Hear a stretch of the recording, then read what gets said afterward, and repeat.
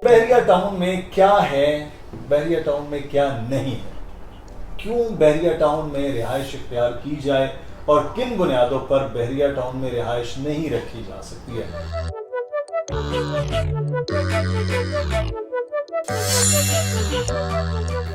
अस्सलाम वालेकुम जनाब, बहरिया टाउन में आपको खुश आमदीद कहते हैं। एक सवाल आपके जहन में, हमारे जहन में भी ये बात कि बहरिया टाउन में क्या है, बहरिया टाउन में क्या नहीं है, क्यों बहरिया टाउन में रिहाइश इख्तियार की जाए और किन बुनियादों पर बहरिया टाउन में रिहाइश नहीं रखी जा सकती है।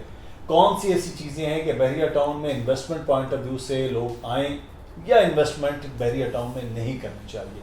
ये एक सवाल है जिसके 3-4 रुख होते हैं कि ये चीज़ें, अब बहरिया टाउन में बहुत से लोग, हज़ारों की तादाद में लोग यहाँ फैमिलीज़ में रहते हैं, लेकिन बहुत से लोग अभी भी बहरिया टाउन को रिहाइश के एतबार से बेहतर नहीं समझते हैं। बहुत से लोग आज भी बहरिया टाउन में इन्वेस्टमेंट पॉइंट ऑफ व्यू से बहुत उनका दिल खटकता है, लेकिन जो इतना बड़ा बहरिया टाउन, इतनी बिल्डिंग्स बनना, घर बनना, तो इसका मतलब है लाखों वो लोग हैं जो बहरिया टाउन में इन्वेस्टमेंट कर भी रहे हैं, कर चुके हैं और इन फ्यूचर भी वो ये इरादा रखते हैं। आज अली रज़ा हमारे साथ मौजूद है। अली, गपशप करते हुए आज नाज़रीन हमने कि बहरिया टाउन को अगर हम उसके पॉज एंड कॉन्स की बात करते हैं, उसके मेरिट्स और डीमेरिट्स की बात करते हैं, तो क्या चीज़ें हैं रिहायशियों के अतबार से और क्या चीज़ें इन्वेस्टर्स के अतबार से, उस पर बात करते हैं। सबसे पहले तो रिहायशी, क्योंकि सबसे पहले वो बहरिया टाउन का हिस्सा हैं, वो रहते यहाँ हैं और उन पर बात करते हैं। अली, आप तो खुद रिहायशी यस तो बहरिया टाउन में क्या नहीं है, क्या है, तो बात वो आप तारीफ़ें करने लग जाएंगे, लोग कहेंगे जी ये तो रहते हैं और डील करते हैं। क्या नहीं है कि बहरिया टाउन में लोग उस तरह रिहाइश नहीं रखते? जी मुसीब भाई, मैं बहरिया टाउन में रहता हूँ और बहरिया टाउन में कुछ ऐसी, बल्कि बहुत सारी ऐसी चीज़ें हैं जिनका फुकदान है, सहूलियात का फुकदान है। कम अरसे में जो दिया गया है वो ज़बरदस्त है। एक बात तो ये मैं नहीं कह रहा, ये सब लोग कहते हैं। इम्पार्शल होकर अगर आप बात करें तो कम वक्त में बहुत सारी सहूलियात दी गई हैं, लेकिन फैमिलीज़ आ गई हैं और कौन सी चीज़ें नहीं हैं। एजुकेशन स्कूल सिस्टम जो कि अभी आया है, लेकिन अभी प्रैक्टिकली वो कैसा बिहेव करते हैं, किन लोगों को डिप्लॉय किया जाता है, स्कूल सिस्टम कैसा रखा जाता है, फीसेस क्या होंगी, जो कि बता दी गई हैं। ऑलरेडी तो स्कूल है ना यहाँ पर तो। जी हैं, मैं उसकी बता देता हूँ, रूट्स और बहरिया स्कूल।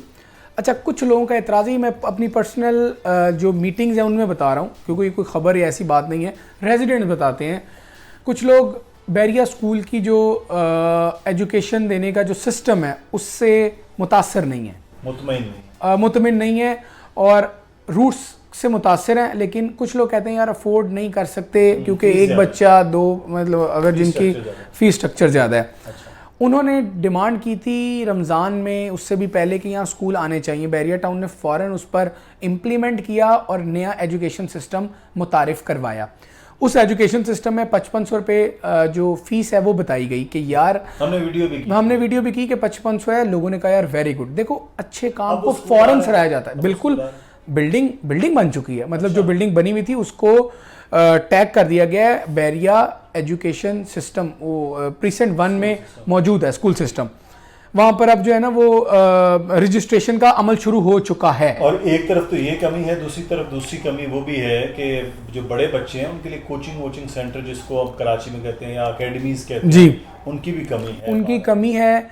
बहरिया टाउन में देखें, जब आप कोई भी फैमिली मूव करती है तो मूविंग आसान नहीं होता, और फिर जब मूव होने के बाद सबसे अहम काम अपनी ज़रूरियात ज़िंदगी के बाद है, वो है एजुकेशन। बच्चों की ख्वाब, बच्चों को जब वो देखते हैं तो ख्वाब साथ में ऐड हो रहा होता है, बच्चा पढ़ेगा, डॉक्टर, इंजीनियर और फलाना बनेगा। लेकिन जब एजुकेशन पे मसले आएंगे तो वो कंप्रोमाइज़ करेंगे रिहाइश पे, माहौल पे कंप्रोमाइज़ किया जाएगा। मैं ये समझता हूँ एक ये बड़ा मसला है। कोचिंग सेंटर की बात की, वो भी इसी में आ जाएगा। ये मसला एजुकेशन एक मसला है और इस पर बहरिया टाउन ने काम भी किया है। मेरी राय में काम करने की ज़रूरत है, as a resident, as a investor भी, क्योंकि रेजिडेंट मुतमिन होगा तो इन्वेस्टर आएगा और वो सारी चीज़ें करेगा। मैं समझता हूँ ये एक बहुत बड़ा मसला है। अच्छा सर, जो हेल्थ है वो उससे अगर कोई और इम्पोर्टेंट है तो फिर ज़िंदगी सेहत है। हम हमेशा सेहत की दुआ मांगते हैं, तंदुरुस्ती की दुआ मांगते हैं।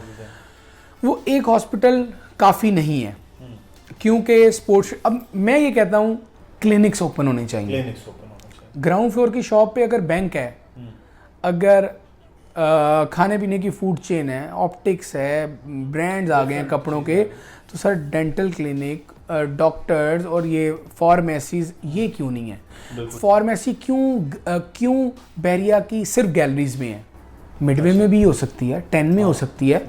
अच्छा, इसमें बैरिया ने कोई पाबंदी नहीं लगाई। हम बात कर रहे हैं सहूलियात के फुकदान पे। अच्छा, ये बैरिया की तरफ से कोई पाबंदी नहीं है। इसको लोगों ने भी इनिशिएट नहीं लिया। क्यों नहीं लिया? अगेन ये उनका फैसला है, मुल्की हालात और जी बिल्कुल, बैरिया ने उसको इजाज़त दी है। वो होना चाहिए, क्योंकि जितना टाइम हो गया है, अब आप देखें कि बैरिया हॉस्पिटल डूइंग गुड, लेकिन अगेन क्लिनिक तो किसी भी कमर्शियल में बन जाए तो डॉक्टर्स तो हमेशा दूर होते, घर के पास तो नहीं होते, तो बिल्कुल लोग ट्रैवल करेंगे सर। वो 10 से भी आ सकते हैं, वो स्पोर्ट्स से भी आएंगे, क्योंकि वो हमने बिल्कुल ऐसा ही है, हमने यही सुना है, तंदुरुस्ती हज़ार नेमत है, सेहत पहली प्रायोरिटीज़ में है। तो आप तालीम भी बात कर रहे हैं और सेहत के मामलात के फुकदान जो है वो यहाँ पर है। खाने पीने की तो दुकानें बन रही है, लेकिन डॉक्टर वाला काम जो है, डॉक्टर वाला काम बहुत ज़रूरी है सर, बहुत ज़रूरी। अच्छा, और क्या आपकी नज़र में जो है बीइंग रेजिडेंट? अच्छा सर, यहाँ पे ना बैरिया टाउन ने, मैं एक नोटिफिकेशन आया उसमें बैरिया टाउन ने एक मसला था। मसला ये था कि लोगों को पता ही नहीं होता था। एक नया रूल इम्प्लीमेंट हुआ, लोगों को अब ये नहीं पता कहाँ जाके इसके मुतालिक इन्फॉर्मेशन लेनी है। RFID वाला मामला था, 2-4 और मामले थे। बैरिया टाउन ने ये सहूलत अब दे दी है। अच्छा, बैरिया टाउन ने एक काउंटर बना दिया है मेंटेनेंस में कि आपको अगर कोई मसला है रेजिडेंट्स को, वो आके वहाँ रिपोर्ट करें, आके बताएं कोई भी मसला है। अच्छा, एक ऐसी चीज़ जो पहले दी जाती थी अब नहीं दी जा रही, बैरिया अपार्टमेंट्स, विलास, सारे जो बैरिया के रेजिडेंट थे वहाँ पर नाजरीन बैरिया सर्विसेज देता था, प्लम्बर, ये टेक्नीशियन, इलेक्ट्रिक, तमाम सर्विसेज। बैरिया ने 1 महीने का अरसा हो चुका है वो तमाम बंद कर दिए हैं। अब वो प्राइवेटली कराना पड़ेगी, प्राइवेटली बंदे नहीं मिलते। अच्छा, ये बहुत संजीदा मसला है। लेकिन इसमें एक मसला है, आप देखें, एक तरफ मसला, दूसरी तरफ अपॉर्चुनिटी है कि अगर यहाँ इस गैप को कोई फिल करने वाला बिजनेस अपने पॉइंट ऑफ व्यू से खड़ा करे तो यहाँ तो बहुत काम है सर। काम इतना है कि आप खत्म हो जाएंगे। बिजनेस अपॉर्चुनिटी भी तो निकल आई बिल्कुल है प्राइवेट लोगों के लिए, तो ये भी एक अच्छी बात है। एक तरफ फुकदान है। तीसरा जो आप बात नहीं करे, चौथा पॉइंट है वो बड़ा इंपॉर्टेंट है, वो है पब्लिक ट्रांसपोर्ट। वो पब्लिक ट्रांसपोर्ट शुक्र है कि बैरिया टाउन रिक्शे को इजाज़त नहीं है। उबर क्रीम यहाँ पे हाई कॉस्ट चार्ज करती है क्योंकि वो ट्रैवल बहुत ज़्यादा है। अच्छा, अब 2-3 चीज़ें इसमें एक ऐड हो गई। एक तो EV बसेस आई ना, जब EV बसेस पहले सुना था 5 बजे तक चलेंगी और मलीर हॉल तक चलेंगी। अगली खबर ये आई कि ये चलेंगी अब तो क्लिफ्टन तक। एक तो ये बात है, क्लिफ्टन, सी व्यू, इनकी टाइमिंग्स भी रात 8-9 बजे तक कर दी गई हैं। इसने लोगों को बहुत ईज दिया। अच्छा, अब ना लेकिन इंटरनली अब आ जाए इंटरनली पे। अपार्टमेंट से हमें जाना है 27, कैसे जाएंगे? प्रॉब्लम है, मसला आ गया, शदीद मसला आ गया सर। इंटरनल बैरिया टाउन के बसेस नहीं हैं। हमने बोला है बहुत दफ़ा, वीडियो में कहा है, गुजारिशात भी आगे रखी हैं और यकीनन उन गुजारिशात को भी मद्देनज़र रखा जाता होगा। उस पर बैरिया टाउन को काम करना है। ये ट्रांसपोर्ट का मसला बड़ा शदीद है। वर्कशॉप्स भी यहाँ नहीं है ना सर। अब आ जाएं आपकी हो गई गाड़ी ख़राब। एक वाक़या है, गाड़ी ख़राब होती है, अब आप उस्मानिया कॉल करते हैं, मैकेनिक आएगा, फिर जब वो बाहर से अंदर आता है ना, वो पैसे भी फिर चार गुना करता है। यहाँ पर वो अलाउ नहीं है। जो गाड़ियों की डेंटिंग पेंटिंग और उसकी जो वर्कशॉप का काम यहाँ पर अलाउ नहीं है। अब अगर आपने अलाउ नहीं किया तो बैकअप आप कुछ ऐसा कर दें कि फ्यूल स्टेशन वाली जगह आप मुख्तस कर दें, या कोई ऐसा प्लेटफॉर्म दे दीजिए जी जहाँ पर ये सर्विसेज दी जा सकें।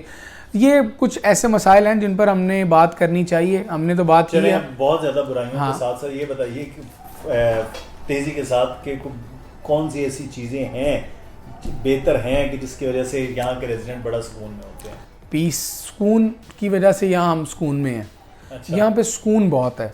यहाँ पर पार्किंग बेस्ट, एटमॉस्फेयर बेस्ट, जो आपको मिलती हैं, जो खाने पीने की चीज़ें मिलती हैं वो यकीन जानिए थोड़ी सी महंगी हैं, क्वालिटी अच्छी है। सही। यकीन से कहता हूँ पूरा कराची आप घूम लें, ऐसा इम्तियाज़ कहीं नहीं है जहाँ बैरियर जो जैसा बैरियर टाउन में आपको एक ज़र्रा मट्टी का नज़र नहीं आएगा। सबसे इम्पोर्टेंट बच्चों के पार्क्स, आपके अपने अपार्टमेंट सर पार्क्स इतने हैं कि पार्क्स ही पार्क्स हैं, हमें तो पार्क ही नज़र आते हैं ड्रोन में। लगता होता है नहीं, मुझे तो मॉडल टाउन लाहौर से भी ज़्यादा पार्क या ग्राउंड तो इधर है। हर 2 अपार्टमेंट 1 पार्क, 26 अपार्टमेंट है 13 पार्क हैं। ये एक ब्लॉक की बात कर रहा हूँ, हर प्रीसेंट में 3 पार्क हैं। इन पार्क को जब छोटी नहरों को मिला दिया जाए, छोटे पार्क को मिला दिया जाए तो थीम पार्क, डांसिंग फाउंटेन जैसी सहूलत, ये कार्निवल, डेंजू, ये सारी चीज़ें। बर्ड्स का पार्क। अच्छा, आप देखें कि शायद पूरे कराची में इतनी चीज़ें नहीं है जितनी एक छोटे से एरिया में है। कंपैरेटिवली हम कराची को कंपेयर करते हुए छोटा एरिया कह रहे हैं। कार्निवल, थीम पार्क, ये सारी चीज़ों ने लोगों की तवज्जो को मरकूज कर रखा है। आप देखें कार्निवल में आप पूरा दिन गुजार लें, आप बोर नहीं होंगे। सैटरडे संडे लाइव कॉन्सर्ट है और सारी चीज़ें बड़ी पॉजिटिव हैं। और चीज़ मैं आपको बताऊं कि जो इम्पोर्टेंट है वो यहाँ पर ये है कि यहाँ चाइना कटिंग नहीं है। हाँ, आपके कब्जे नहीं हो सकते। यहाँ ग्राउंड+1 की जगह पे ग्राउंड+4 नहीं बन सकते। हाँ, ना ये SBCA इजाज़त देगा। यहाँ पर जो है वो चीज़ें जो जिधर हैं वो चीज़ें बरकरार हैं। और आपके प्लॉट पर ये है कि आप लेके बाहर चलेंगे, वापस आए तो पता चले कि एक ताकतवर ये तो कब्जा कर लिया। मलिक साहब ने जो ये इस कौम पर और इस कराची के रिहायशियों पर एक तरह एहसान किया, वो बड़ा ज़बरदस्त है कि एक बंदे के नाम एक ही फाइल है। ऐसा नहीं है कि एक भाई अमेरिका गया था, 25 साल बाद आया तो पता चला उसी के प्लॉट पे बिल्डिंग खड़ी है और फिर उसको धमकाया भी जाता है कि अगर तुमने हमें फॉलोअप किया तो जान से मारने की धमकियां दी जाती हैं। सर ये तो बैरियर टाउन में कुछ नहीं है। रेजिडेंट होते हुए आपको पता नहीं है, लेकिन ये देखें ना, ये बारिशों का मौसम अब आने वाला है तो यहाँ बारिशें रहमत हैं, यहाँ रहमत हैं। हाँ। क्योंकि जिस तरह से ड्रेनेज बना हुआ है जी, वो बारिशों के लिए वो यही है और यहाँ लोग एंजॉय कर रहे हैं, साइकिलिंग बच्चे कर रहे हैं। ऐसा ही है। और ये दुआ भी रहती है कि कराची शहर में भी रहमत ही बने, क्योंकि कराची वाले ये दुआ करते हैं कि ज़्यादा बारिश ना हो, क्योंकि वो फिर जहमत की शक्ल इख्तियार कर लेती है। चलें, ये कुछ प्रो एंड कॉन्स के हवाले से बात थी। अब आप जो फ्यूचर है ना उसको दिमाग में रखिए कि मैं बार बार ये कहता हूँ और बहुत देर से कह रहा हूँ कि एक बड़ा अच्छा मौका बन रहा है, वो है मलीर एक्सप्रेस वे, जो बैरियर टाउन का एक समझ लीजिए गेटवे बन रहा है। तो बैरियर टाउन में कुछ चीज़ें नहीं हैं, होनी चाहिए। जो चीज़ें हैं उनको बरकरार रहना चाहिए, ये बहुत ज़्यादा ज़रूरी है। आपकी राय क्या, आपके समझते हैं कौन सी चीज़ें नहीं हैं ये इसमें शामिल होनी चाहिए और कौन सी ऐसी चीज़ें जिसको आप बड़ा लुत्फ़ अंदोज़ होते हैं, ये अपनी राय कमेंट में दीजिएगा। अपना ख्याल रखिएगा। अल्लाह हाफ़िज़।